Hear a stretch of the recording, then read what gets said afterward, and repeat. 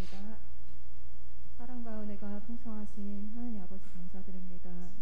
지난 한 주 동안 저희들을 품에 안으사 안전하게 지내게 하시고 주의 사랑으로 인도해 주심을 감사드립니다. 아멘. 또한 목사님과 사모님 무사히 성지순례를 마치시고 안전하게 돌아올 수 있게 좋은 환경과 모든 일정을 주관하여 주신 은혜 감사드립니다. 아멘. 하지만 주님, 하나님의 자녀라 하면서도 하나님의 뜻대로 살지 못한 저희들을 용서해 주소서. 주님과 동행하려 하지만 여전히 죄악 속에서 살아갔습니다. 주여 긍휼히 여겨 주시옵소서. 아멘. 주님, 올 가정의 달을 맞아 온 성도들이 가정의 소중함을 깨닫고 하나님께서 이루시고자 하는 선한 뜻을 발견하며 나아가게 하시옵소서. 아멘. 서로 화합하고 서로 사랑하고 서로 양보하여 행복하고 아름다운 가정을 이루어가게 하시옵소서. 아멘. 우리가 영과 진리로 드리는 주일 예배를 기뻐 받아주시고 주님과 교회를 위하여 여러 모양으로 봉사하는 주의 종들을 축복하여 주옵소서. 아멘. 보이는 곳이나 보이지 않는 곳에서 한결같이 헌신으로 충성을 다하는 일꾼들과 재직들을 기억하여 주시옵소서. 아멘. 말씀을 준비하여 선포하시는 목사님께 지혜와 권능을 더하여 주옵소서. 아멘. 목사님 준비하신 말씀 선포하실 때 우리의 심령이 옥토가 되어 순종의 삶으로 나아가게 하여 주시옵소서. 아멘. 이 한 주간도 목사님 선포되는 말씀을 통해 평강을 누리게 하시고 주님이 주시는 복된 믿음으로 소망 가운데 살아갈 수 있도록 인도하여 주시옵소서. 아멘. 주님, 이 시간 아픈 성도님들을 위해 기도합니다. 치유의 하나님, 그들을 찾아가 주셔서 머리부터 발끝까지 만지사 나쁜 세포들이 제거되게 하시고 아멘. 진행되는 모든 과정에 개입하시고 함께해 주셔서 가장 건강하고 좋은 방법으로 치유가 이루어지고 건강한 몸을 되찾을 수 있도록 친히 역사해 주시옵소서. 아멘. 마치는 시간까지 주님 함께해 주실 것을 믿사오며 거룩하신 예수님 이름으로 기도드립니다.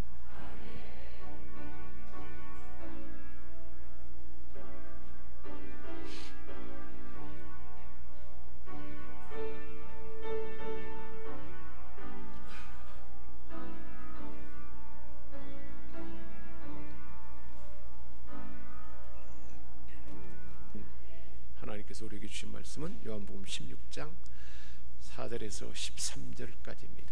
주님께서 제자들에게 들려주신 다락방 훈화의 말씀 중에 우리 주님께서 아버지께로 가시게 되면 보내실 성령님에 대한 말씀입니다.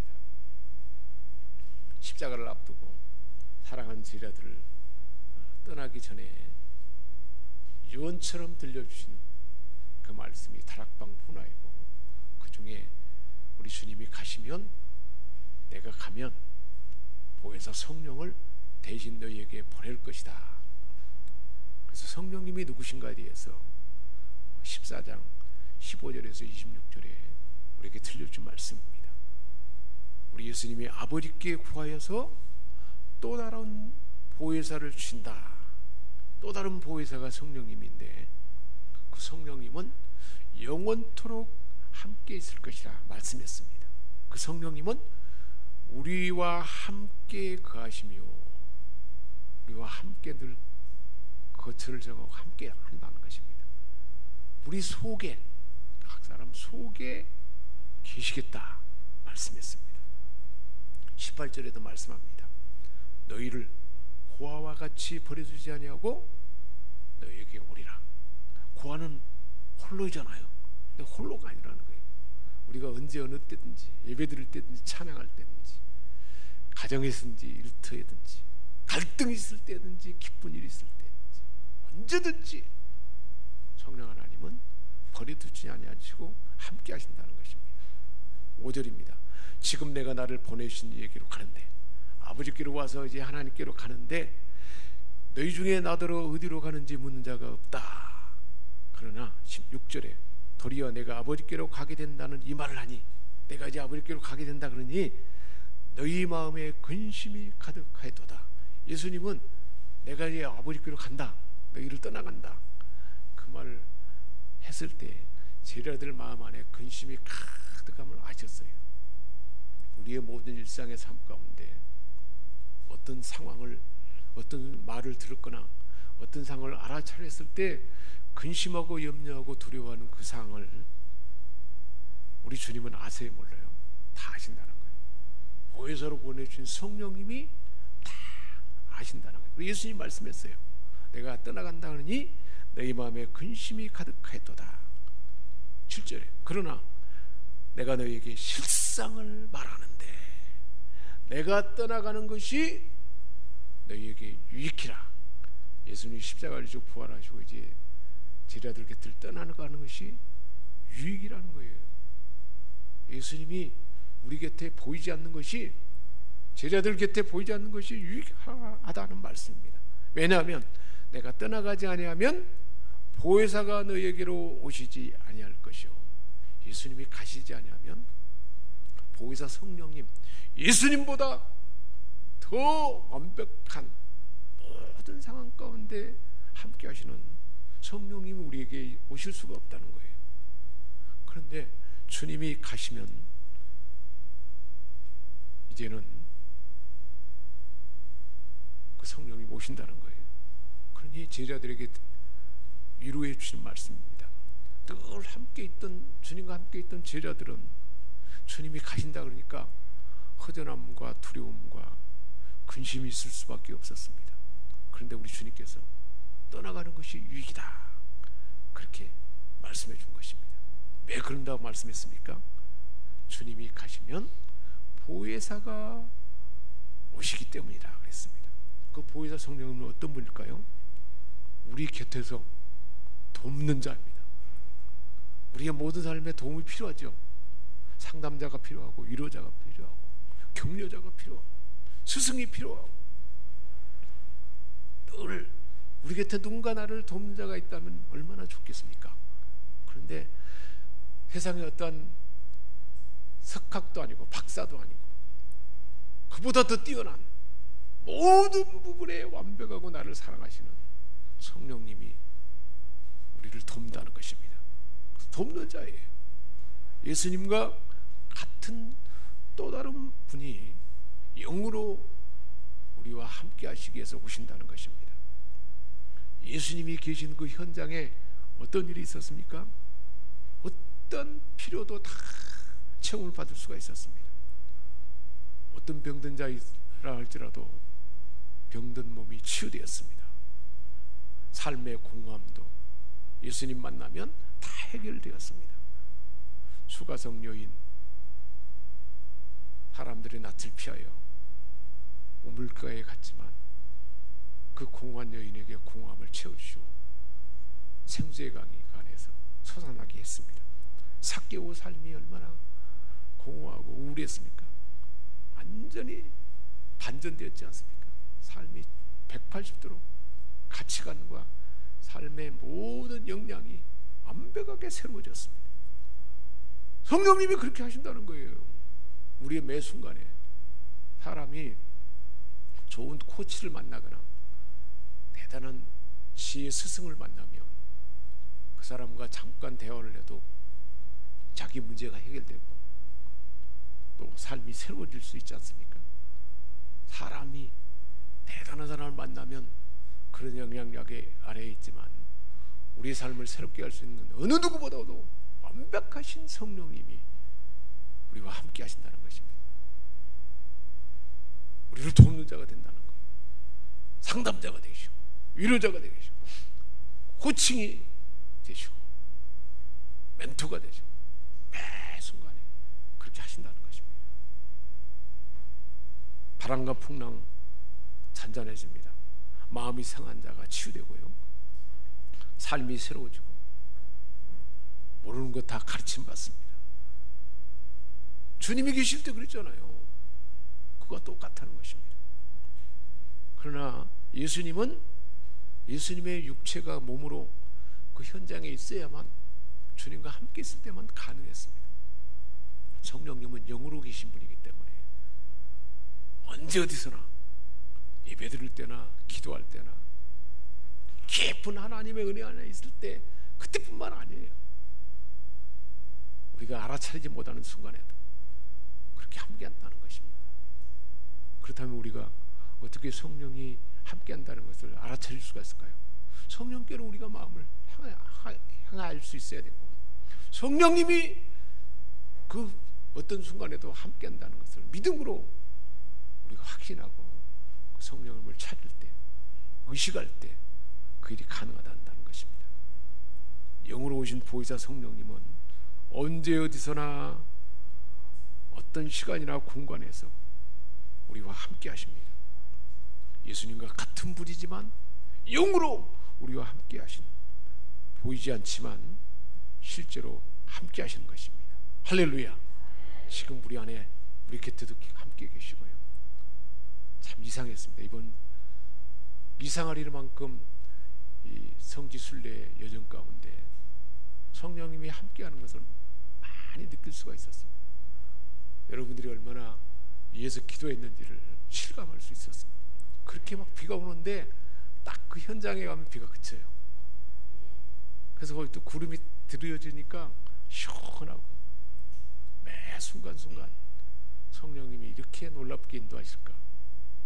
함께 갔던 모든 일행도 그런 같은 마음이었고, 모든 사람이 하나도 불만하는 사람이 없고, 모두가 기도해주고, 그런 덕분에 아주 유익하고 복된 그런 여정이었습니다. 성령님이 함께 한다는 걸 느낄 수가 있었습니다. 아주 행복한 순간이었습니다. 14장 16절의 말씀이었습니다. 내가 아버지께 구하겠으니 그가 또 다른 보혜사를 너희에게 주사 영원토록 너희와 함께 있으리라. 영원토록 함께 하신다는 겁니다. 영원토록 떠나지 아니하고. 우리가 이 사실을 확신할 때 얼마나 우리는 복된 존재인지 몰라요. 어떤 사람이 이것을 더 깊게 풍성하게 경험하게 될까요? 성령님을 의식하며 살아가는 겁니다. 성령님이 함께 한다는 것을 영원토록 떠나지 아니하고 언제 어디서나 함께 한다는 것을 믿는 믿음으로 살아가는 거예요. 우리가 그렇게 성령의 임재 안에 살지 않으면, 자기 삶으로 자기 역량으로 살아가면 실수하고 실패할 수밖에 없어요. 저는 진리의 영이라 세상은 능히 저를 받지 못하느니 이런 저를 보지도 못하고 알지도 못합니다. 세상 사람들은 진리의 영인데 예수를 구주로 믿지 않기 때문에, 영접하지 않았기 때문에, 그 성령님이 그 안에 계시지 않기 때문에, 역사하지 않기 때문에 저를 보지도 못하고 알지도 못합니다. 아무리 대단한 경험을 가진 자랄지라도 성령님을 알지 못하고 보지도 못합니다. 그러나 너희는 우리 옆 사람에게 한번 축복합니다. 당신은 성령님을 아십니다. 성령님이 함께 하십니다. 아래 속에 계십니다. 할렐루야. 예수님이 하신 말씀이고, 실제 우리의 모든 삶의 여정에서 성령을 그렇게 역사하지 않습니까? 보혜사 곧 아버지께서 내 이름으로 보내실 성령 그가 너희에게 모든 것을 가르치고 그랬습니다. 모든 것을 가르쳐 준다는 거예요. 모든 것, 어떤 것인지 다 가르쳐 줘요. 다른 사람에게 물을 필요가 없어요. 성령님께 물으면 가르쳐 주십니다. 더 성령님을 가까이 하고 성령님을 이렇게 묻고 가르침을 받을 때 가장 복된 삶이 될 것입니다. 내가 너희에게 말한, 제자들에게 말한 모든 것을 생각나게 하시리라. 우리가 들은 하나님의 말씀, 내가 읽었던 하나님의 말씀, 기도하면서 깨달았던 말씀, 이 모든 것을 순간순간 누가 생각나게 하세요? 성령님이 생각나게 하신다는 것입니다. 얼마나 대단해요. 성령님이, 주님이 가르쳐줬던, 제자들에게 가르쳐줬던 그 모든 말씀을 가장 중요한 순간에 생각나게 하시는 분이 성령님이라는 것입니다. 그래서 그 성령님이 하시는 일을 구체적으로 말씀하는데 8절에 그 성령님이 오시면 지혜에 대하여, 의에 대하여, 심판에 대해서 세상을 책망할 것이라 그랬습니다. 책망한다는 것은 죄인임을 알 때까지, 내가 죄인입니다 그 사실을 알 때까지 마음을 막 찔러대는 거예요. 성령님은 우리가 죄인임을 성경이 말하는 마음으로 생각하는 죄, 마음으로 헤아리는 것, 그것도 다 죄라는데 내 안에 참 비열하고 못된 부분이 있다는 것을 성령님은 알도록 깨우쳐 준다는 것입니다. 진실을 알 때까지, 실체를 알 때까지 각 사람 마음을 두드리고, 그래서 결국은 알아차리도록 한다는 것이 성령님이 그렇게 깨우쳐 주세요. 성령님 깨우치지 않으면 죄와 의와 심판에 대해서 사람들이 제대로 알 수 없어요. 죄에 대해서 책망한다는 것은 성령님께서 야, 나에게 이렇게 무서운 죄가 있구나 하는 사실을 깨닫게 하십니다. 모든 사람이 죄를 범하였음에 하나님의 영광에 이르지 못하더니, 하나님의 영광에 이르지 못하는 죄가 내 안에 있구나 하는 사실을 성령님은 분명히 깨닫게 한다는 것입니다. 에베소 2장 1절에 말씀했습니다. 너희의 허물과 죄로 죽었던 너를 살리셨도다. 허물과 죄가 얼마나 많은, 그래서 죽은 나를 실상을 알게 하는 분이 성령님이라는 것입니다. 죄로 인해서 탈선하게 된 것, 정로를 벗어나게 된 것을 성령님이 분명히 알도록 깨우쳐주신다는 거예요. 그래서 예수님을 찾게 되고 교회를 찾게 되는 거예요. 하나님의 교회를 찾게 하시는 분이 성령님이라는 것입니다. 요한복음 8장 24절에 말씀했습니다. 너희가 만일 내가 그인 줄 믿지 아니하면 너희 죄 가운데 죽으리라. 내가 만일 그인 줄 믿지 아니하면 죄 가운데 죽으리라. 죄 가운데 죽을 수밖에 없는 우리를 죄를 알게 하고 죄의 문제를 해결해 주신 하나님의 아들 예수 그리스도를 믿도록 성령님은 우리가 죄인임을 알게 한다는 것입니다. 그래서 죄사함을 받을 수 있도록 하나님께서 아들 구세주를 보내주셨는데 믿지 않는 죄에 대해서 성령님이 책망하셔서 믿어서 구원받게 한다는 거예요. 우리가 처음 예수를 믿고 영접하고 구원받도록 성령님이 죄인임을 알게 한다는 거예요. 성령님이 알게 하지 않으면 알아차릴 수가 없어요. 그래서 죄에 대해서 책망을 듣고 깨달아서 하나님의 아들 예수 그리스도를 구주로 믿도록 성령님이 그렇게 일하신다는 것입니다.